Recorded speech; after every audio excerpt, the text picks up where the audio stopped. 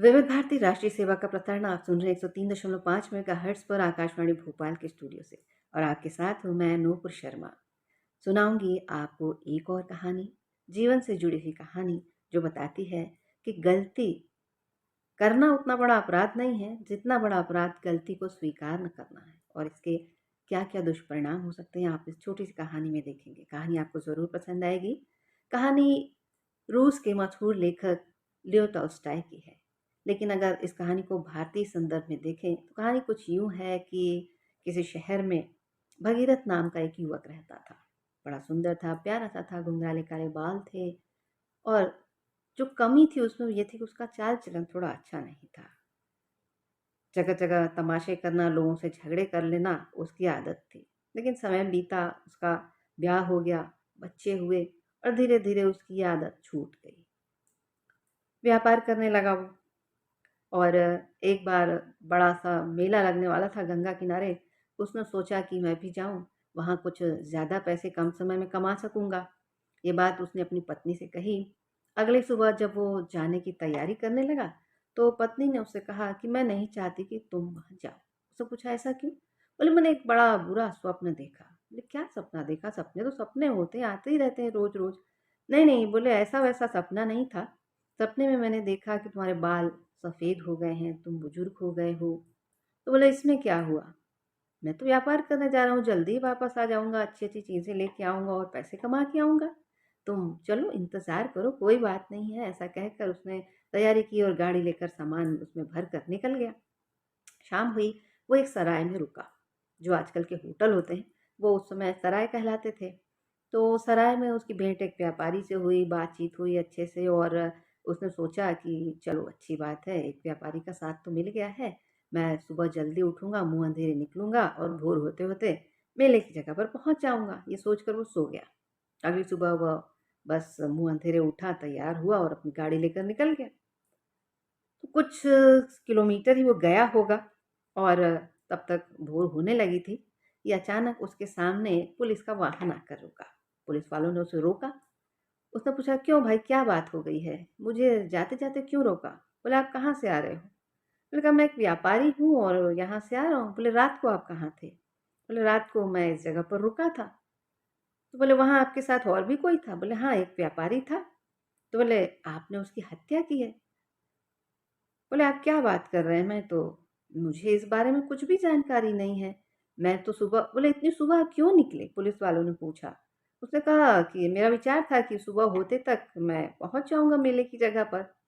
तो पुलिस वालों ने कहा कि हमें आपके सामान की तलाशी लेनी है। बोले, ले लीजिए। तलाशी में उसके सामान से एक खून से सना हुआ छुरा निकला।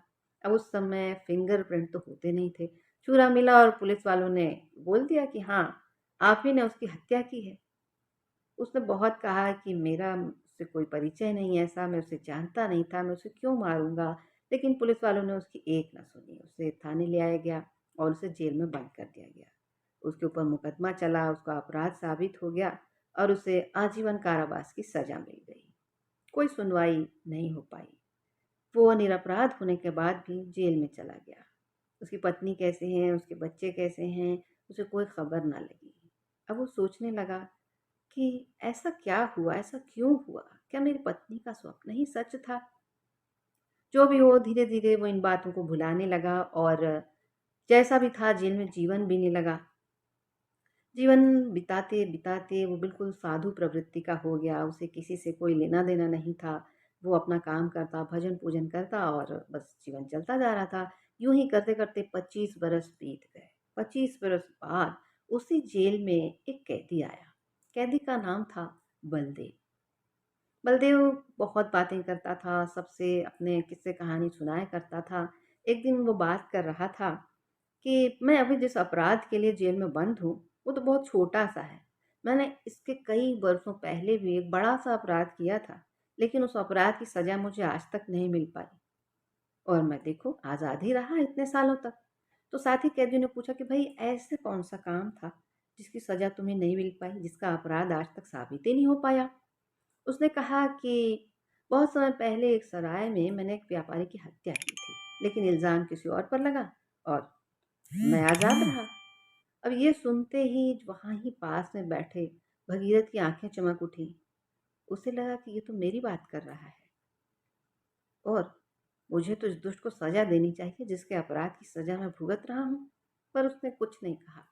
कुछ दिन बीत गए। एक दिन रात के समय भगीरथ जब जेल में टहल रहा था तो उसे कहीं कुछ आवाज़ सी आई। उसने ध्यान से देखा तो वो कैदी जो बलदेव नाम का था एक सुरंग खोद रहा था। बलदेव ने कहा कि देखो मैं तुम्हारे लिए सुरंग खोद रहा हूँ, इससे भाग जाओ, निकल जाओ, रास्ता खुल जाएगा, तुम्हारा जीवन आज़ाद हो जाएगा। उसने कहा आज़ाद? कौन सी आज़ादी?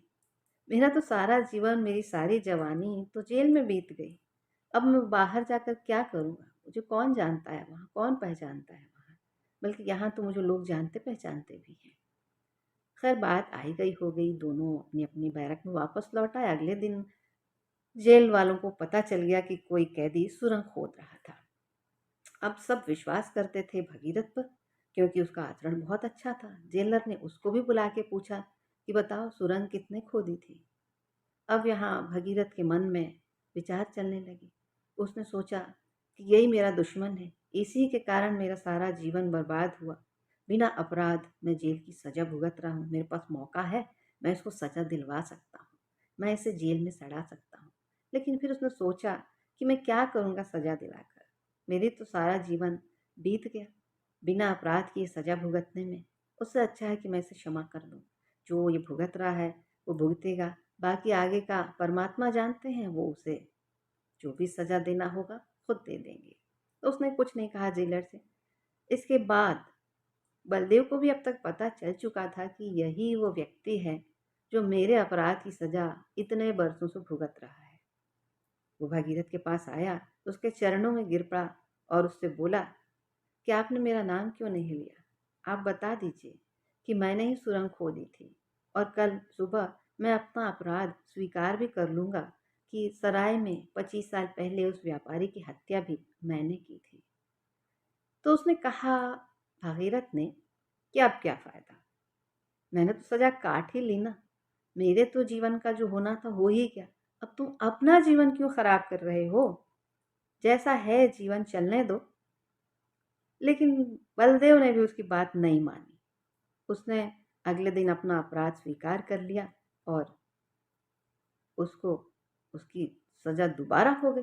लेकिन ये जो भगीरथ था इसका कोई लाभ नहीं हुआ। उसका माफ़ीनामा गया सरकार के पास, लेकिन जब तक उसको माफ़ी मिली उसके प्राण पखेरु उड़ चुके थे। तो कहानी क्या कहती है कि अगर समय से क्षमा न मिले तो उस क्षमा का भी कोई लाभ नहीं होता है। अगर हम समय से किसी को क्षमा ना करें, गलती करें और अपराध ना स्वीकारें तो उससे कितना नुकसान हो सकता है या स्वयं देख ही रहे हैं इस कहानी में। तो कहानी दूसरों तक भी पहुंचाइए, इसका संदेश भी पहुंचाइए और सुनते रहिए देश की सुरीली धड़कन विविध भारती FM 103.5 मेगाहर्ट्ज पर नूपुर शर्मा के साथ। अगली कहानी का इंतज़ार कीजिए, फिर मिलेंगे, तब तक के लिए बाय बाय।